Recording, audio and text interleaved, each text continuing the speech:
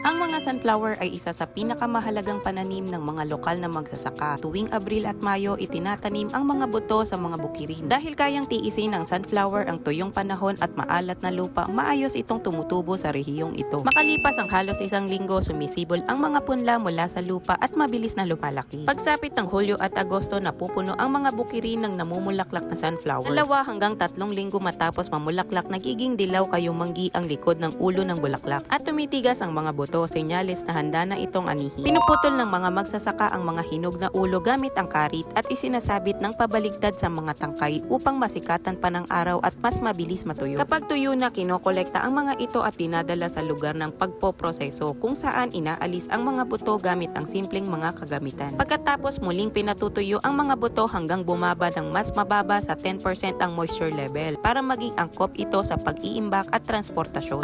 Inayos ng mga makina ang mga buto ayon sa laki at kalidad na siyang huling hakbang ng proseso.